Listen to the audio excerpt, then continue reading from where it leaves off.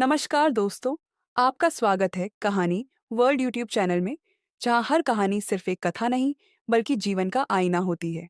दोस्त, राजा एकांतव्रत और रानी मौनवती की धर्मगाथा एक ऐसी आध्यात्मिक, दार्शनिक और प्रतीकात्मक कथा है जो केवल एक साम्राज्य की कहानी नहीं बल्कि आत्मा की यात्रा, मौन की भाषा और न्याय की पुनः स्थापना की गाथा है। यह कथा हमें एक ऐसे काल में ले जाती है जब शब्दों से अधिक मौन की शक्ति थी और जब अकेलेपन में ही आत्म साक्षात्कार का बीज अंकुरित होता था। राजा एकांतव्रत एक ऐसे शासक जो बाहरी वैभव से अधिक अपने अंतर के शून्य को पहचानते थे। उन्होंने अपने साम्राज्य को एक तपस्वी की भांति चलाया जो गहन और शांत। दूसरी ओर रानी मौनवती, जिनके मुख पर मौन का ताला था पर उनके अंदर भावनाओं का समंदर उमड़ता था। वह न बोल सकती थी, न अपने प्रेम को प्रकट कर सकती थी, फिर भी उन्होंने अपनी सच्चाई, धैर्य और करुणा से पूरे राज्य की दिशा बदल दी। यह कहानी केवल सत्ताओं की टकराहट की नहीं है, यह आत्मा और अहंकार के संघर्ष की है, प्रेम और मौन की विजय की है। इसमें राज दरबार हैं, युद्ध भी हैं, लेकिन उससे भी बड़ी हैं वे आंतरिक लड़ाइयाँ जिन्हें केवल आत्मा ही देख सकती है। हर अध्याय इस धर्मगाथा के एक पक्ष को खोलता है, कभी प्रेम की करुणा में, कभी त्याग के ताप में और अंततः एक ऐसे युग के जन्म में जो न्याय, सत्य और मौन के आधार पर खड़ा होता है। यह कहानी है आत्मा के एकांत की, मौन की पुकार की और धर्म के पुनर्जन्म की। क्या तुम भी चलोगे इस यात्रा में जहाँ शब्द नहीं, मौन बोलते हैं? नीलपुर का महल अब पहले जैसा नहीं रहा। समय की चोट ने इसके कंगूरे झुका दिए थे। रंगहीन दीवारें, सूना आंगन और राजसभा जैसे चुप्पी साधे बैठी थी। जब राजा एकांतव्रत विदेश से लौटा तो उसके मन में एक पीड़ा उठी। यह वह नीलपुर नहीं था जिसे उसने छोड़ा था। महल के द्वार पर ही उसकी भाभी राजमाता जीवदा ने कहा, राजा होकर लौटे हो या तपस्वी बनकर? सिंहासन नहीं, चिता की राख बची है यहाँ। जब राज्य की आत्मा तड़प रही थी तब तुम ध्यान की गुफा में थे। राजा मौन रहा, मौन लेकिन पीड़ा से भरा। उसी रात चंद्रमा की शांत छाया में राजा ने प्रतिज्ञा की, मैं वह स्त्री विवाह हेतु चुनूंगा जो बुद्धि में तेज, मौन में प्रखर और न्याय में अडिग हो, जो मेरी आत्मा के मौन को सुन सके। उसी समय मंत्री वाक्सिद्ध ने राजा को रानी मौनवती के विषय में बताया। वह दूर देश की रानी थी जिसने यह घोषणा की थी, जो पुरुष मुझे 4 बार रात में पुकारेगा, मौन को भेद कर वही मेरा वरण कर सकता है, अन्यथा उसे चिरमौन की कारा में बंद कर दिया जाएगा। कई राजा गए,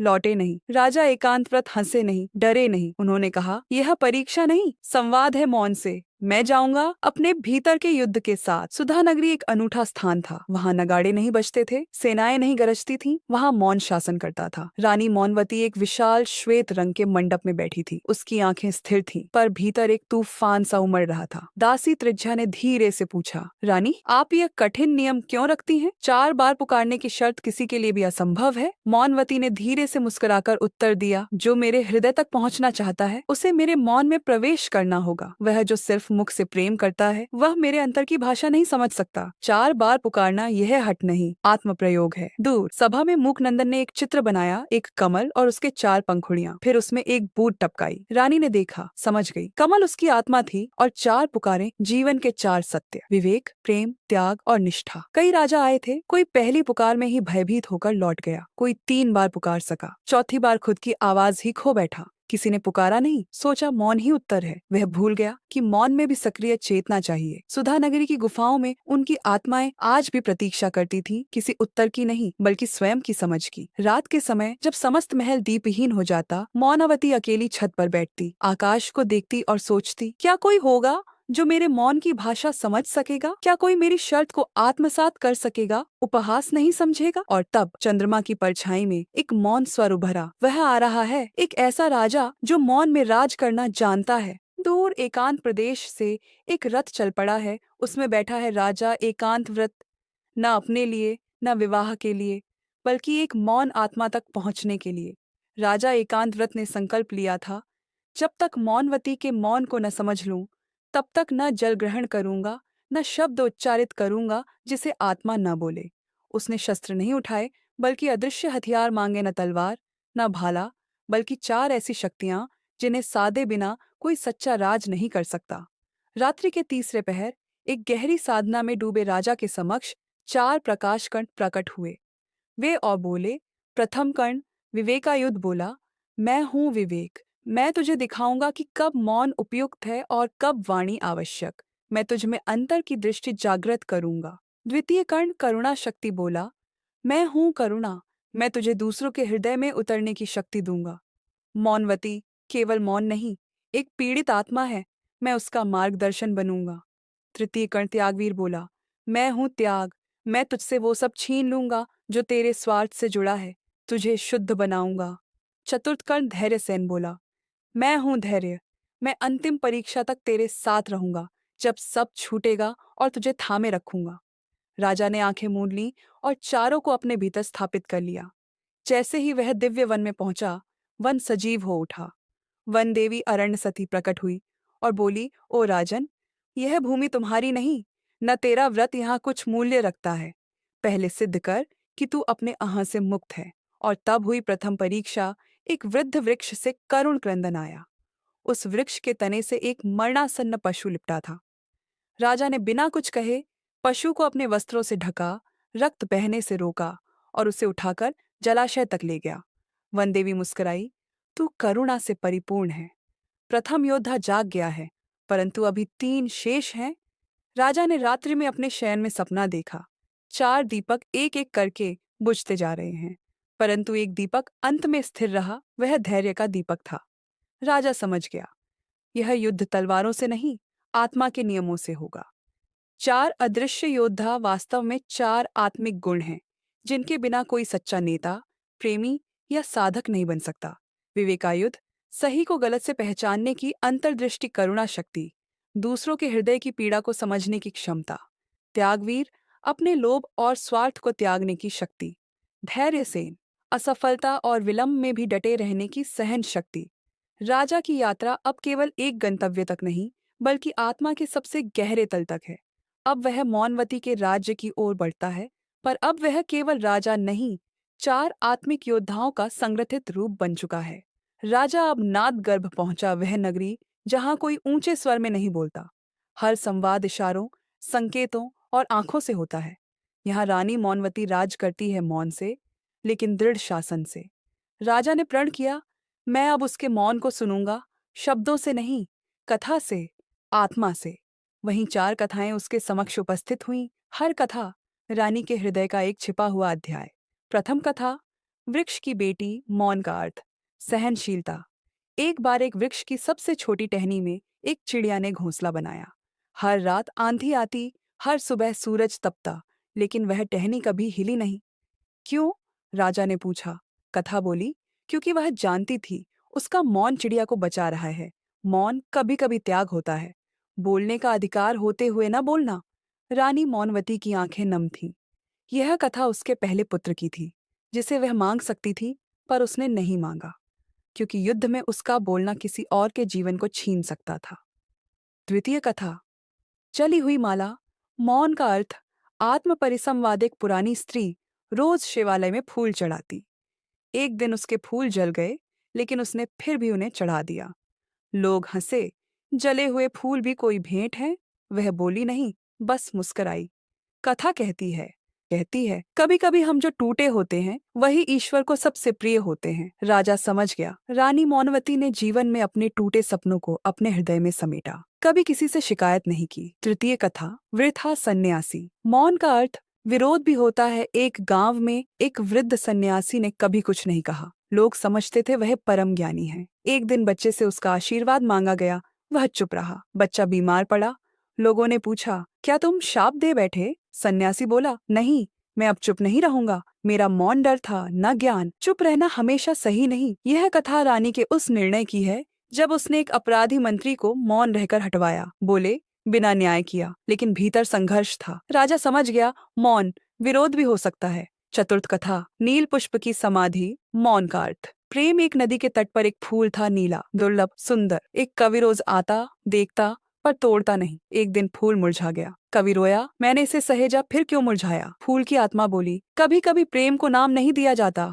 मौन प्रेम सबसे स्थायी होता है। यह कथा रानी मौनवती और राजा एकांत व्रत की पहली मुलाकात की याद थी, जहाँ कोई वचन नहीं लिया गया, पर प्रेम अंकित हो गया। राजा ने चारों कथाएं सुनकर मौनवती की ओर देखा। वह अब तक कुछ नहीं बोली थी। फिर पहली बार उसने अपनी दृष्टि नीची की और होंठ खुले, पर शब्द नहीं निकले। राजा ने उसकी हथेली को छुआ। उसमें 4 रेखाएं चमक रही थीं, विवेक, करुणा, त्याग, धैर्य, और 5वीं उभर रही थी, प्रेम। 4 कथाएं रानी के मौन की परतें थीं। राजा ने उसे तोड़ा नहीं, समझा। राजा एकांत व्रत और रानी मौनवती के बीच अब एक गहरा संबंध बन चुका था। रानी का मौन, जो पहले शांति और बुद्धिमत्ता का प्रतीक था, अब कुछ और अधिक था। राजा ने रानी की मौनता को कभी चुनौती नहीं दी, बल्कि उसकी गहराई और उदारता को समझने का प्रयास किया। लेकिन एक रात, जब नादगर्भ में चांद की किरणें गुफाओं से छनकर बाहर आ रही थीं, रानी मौनवती ने राजा से एक अजीब प्रश्न पूछा, क्या तुम जानना चाहते हो कि क्यों मैं हमेशा मौन रहती हूँ? राजा ने सिर झुकाया। यदि तुम अनुमति दो तो मैं जानना चाहूंगा। तब रानी मौनवती ने एक गहरी सांस ली और अपने पूर्व जन्म की कथा सुनानी शुरू की। वह कथा जो उसके जीवन के सबसे गहरे अंधेरे को उजागर करती है। यह कथा एक स्वर्ण युग की है, जब राजा और रानी अलग अलग धरती पर जन्मे थे। उस समय रानी मौनवती एक महान राजकुमारी थी और राजा एक अद्भुत सेनापति। दोनों की मुलाकात एक महाकाव्य युद्ध में हुई, जहां उन्होंने एक दूसरे की सहायता की थी। रानी का राज्य और राजा का बलिदान दोनों ही इस युद्ध में बहुत महत्वपूर्ण थे। राजकुमारी मौनवती ने एक बार राजा से वादा किया था, यदि हम दोनों इस युद्ध में विजय प्राप्त करते हैं तो हम अपने जीवन के बाकी समय को एक दूसरे के साथ बिताएंगे। लेकिन युद्ध के बीच में रानी को एक भयानक सत्य का सामना करना पड़ा। उसके राजमहल में एक शातिर धोखेबाज मंत्री था, जिसने उसकी माँ और परिवार को नुकसान पहुंचाया था। रानी ने इस घातक सत्य को मौन में महसूस किया और तब से उसने अपने भीतर एक गहरा शाप ग्रहण किया, मौन के व्रत। उस समय रानी ने अपना प्रेम और गहरी भावनाएं त्याग दी, ताकि वह अपने राज्य और परिवार की रक्षा कर सके। युद्ध के बाद जब राजा ने उसे पुनः विवाह का प्रस्ताव दिया, तो रानी ने मौन रहकर उत्तर दिया, क्योंकि वह जानती थी कि उसका मौन अब उसे उसके पूर्व जन्म के दोष से मुक्त करने का एकमात्र उपाय था। राजा ने इसे समझने की कोशिश की। रानी मौनवती ने शाप लिया था कि वह कभी अपने दिल की बात किसी से नहीं कह पाएगी। वह अपने जीवन के प्रत्येक कदम को अकेले उठाती रही, अपने दर्द, प्रेम और संघर्ष को केवल अपने भीतर समेटकर। इस श्राप ने उसकी आत्मा को शुद्ध किया, लेकिन इसके साथ साथ उसके हृदय को भी एक गहरी रिक्तता में धकेल दिया। रानी ने बताया, यह श्राप एक निर्णय था, लेकिन मुझे यह निर्णय अपने अस्तित्व की रक्षा के लिए लेना पड़ा। मुझे नहीं मालूम था कि यह श्राप मुझसे कभी मुक्त नहीं हो पाएगा। राजा एकांत व्रत ने उसकी बातों को सुना और कहा, लेकिन अब तुम अकेली नहीं हो, मैं तुम्हारे साथ हूँ। रानी ने आंसू बहाए। क्या तुम जानते हो कि मौन न केवल शब्दों का अभाव है, बल्कि एक गहरी रिक्तता भी है। हम बहुत कुछ जानते हुए भी कभी बोल नहीं पाते। रानी मौनवती की कहानी ने राजा को गहरे सदमे में डाल दिया। अब राजा के मन में यह सवाल था कि क्या वह रानी के मौन को तोड़ सकता है? क्या वह उस श्राप को समाप्त कर पाएगा जिसे रानी ने स्वयं अपने जीवन में स्वीकार किया था? रानी मौनवती ने राजा से कहा, तुमने अब तक मुझे सुना है, लेकिन अब तुम्हारी बारी है। तुम मुझे यह बताओ कि क्या तुम मेरे मौन में चुपके से कहे गए शब्दों को सुन सकते हो? राजा ने आंखें बंद की और अपनी आत्मा को रानी के मौन के साथ जोड़ने की कोशिश की। फिर उन्होंने धीरे से कहा, मैं सुन सकता हूँ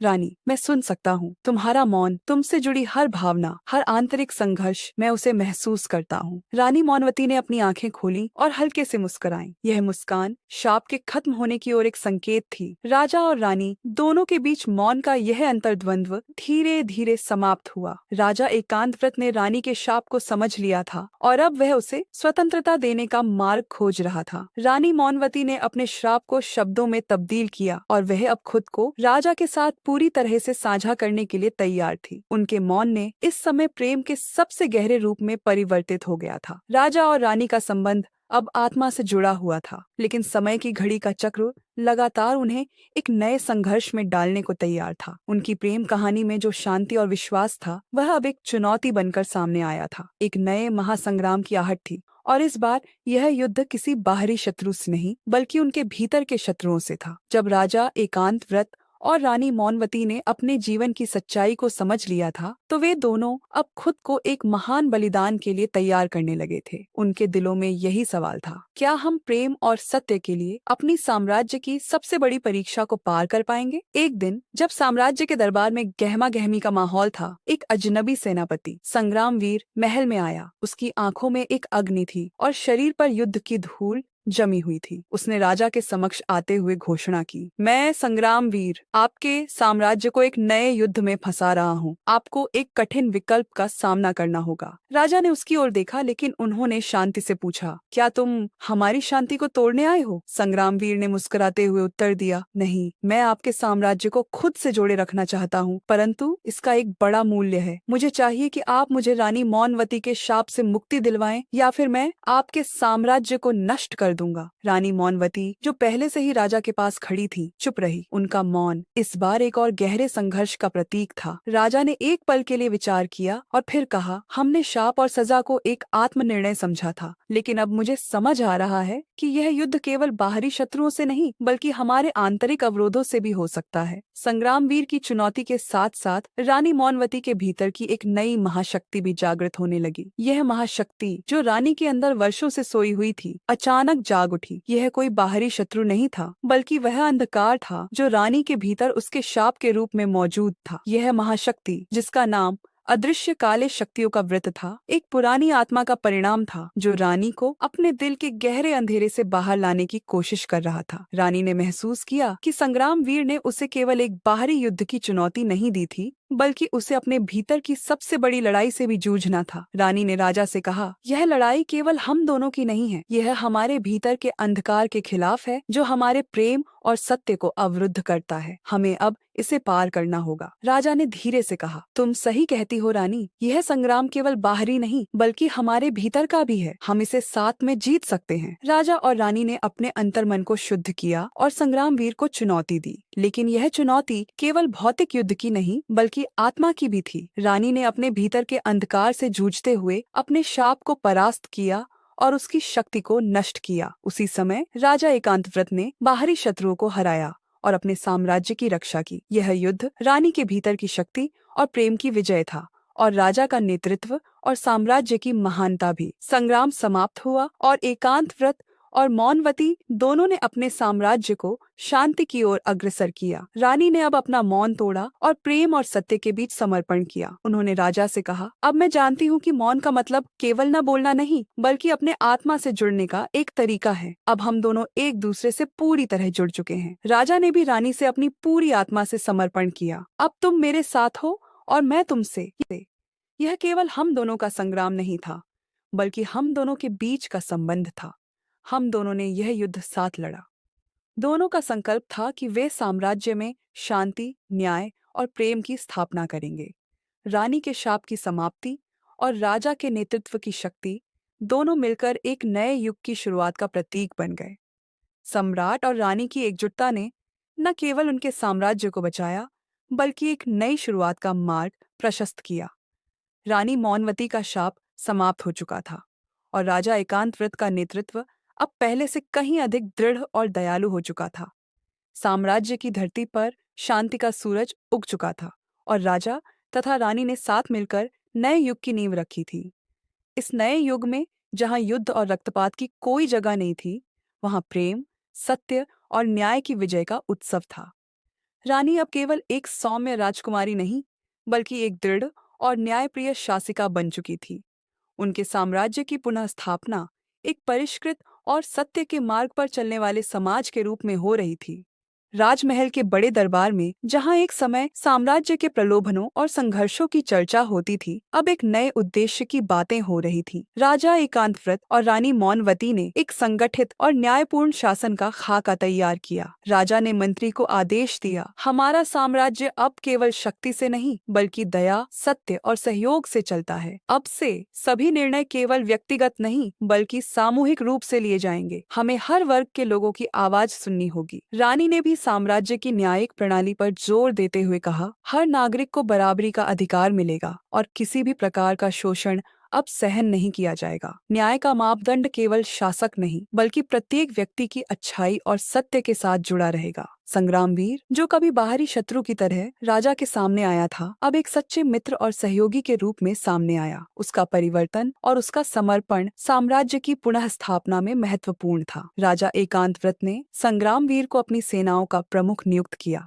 और कहा, तुमने जो एक युद्ध में हमारे साम्राज्य को चुनौती दी थी, वही आज हमारे साम्राज्य को नई दिशा दे रहे हो। तुम्हारी वीरता अब केवल युद्ध की नहीं बल्कि शांति की भी विजय होगी। संग्रामवीर ने हंसते हुए उत्तर दिया, यह विजय केवल राजा और रानी की नहीं बल्कि हमारे पूरे साम्राज्य की है। हम सभी ने मिलकर इसे संभव बनाया है। राजमहल की गलियारों में जहाँ पहले चुप्पी थी, वहाँ अब एक नए युग की हवा चल रही थी। प्रजा अब अपने शासकों से उम्मीद नहीं बल्कि श्रद्धा और विश्वास से भरी थी। सभी लोग राजा और रानी के फैसलों को सहर्ष मान रहे थे, क्योंकि अब साम्राज्य में न्याय और समानता की भावना बसी थी। एक दिन रानी मौनवती ने प्रजा से कहा, हमारी यात्रा केवल एक साम्राज्य की नहीं बल्कि एक समाज की भी थी। इस यात्रा ने हमें यह सिखाया कि यदि कोई समाज सत्य और प्रेम के आधार पर खड़ा होता है तो वह कभी नष्ट नहीं हो सकता। राजा ने जोड़ते हुए कहा, हमने केवल साम्राज्य की शक्ति को नहीं बल्कि इसके हर एक नागरिक की शक्ति को महसूस किया है। हम सब एक परिवार हैं और एक परिवार के रूप में हमें हर कदम पर एक दूसरे का साथ देना है। प्रजा ने उत्साहित होकर उन दोनों की बातों का स्वागत किया और पूरे साम्राज्य में शांति का संदेश फैल गया। राजा और रानी का साम्राज्य अब एक आदर्श राज्य बन चुका था। उनके द्वारा बनाई गई नीतियां और न्यायिक प्रणाली सभी के लिए प्रेरणा का स्रोत बन गई थी। उन्होंने युद्ध की चुनौतियों और भव्य महलों की ऊंचाइयों को पार करते हुए सच्चे युग की शुरुआत की थी। साम्राज्य की गलियों में अब किसी के चेहरे पर डर या चिंता नहीं थी। प्रत्येक व्यक्ति ने अपने कार्यों में आनंद और आत्मसंतोष महसूस किया। यह साम्राज्य अब केवल एक भौतिक शासन नहीं बल्कि आत्मिक उन्नति का प्रतीक बन चुका था। राजा एकांत व्रत और रानी मौनवती ने साथ मिलकर यह सिद्ध कर दिया कि प्रेम, न्याय और सत्य यही किसी साम्राज्य की सबसे बड़ी संपत्ति होती है। उनके साम्राज्य ने एक नई दिशा ली और वह राज्य केवल इस धरती पर नहीं बल्कि प्रत्येक व्यक्ति के दिलों में अपने विचारों के माध्यम से जीवित रहा। अंतिम संदेश, जब हर मनुष्य अपने भीतर की शक्ति को पहचानता है और सामूहिक रूप से अपने उद्देश्य के लिए काम करता है तो वह समाज केवल एक आदर्श रूप में स्थापित होता है। यही राजा और रानी का असली योगदान था। साश्र, अगर आपको हमारी बातें अच्छी लगी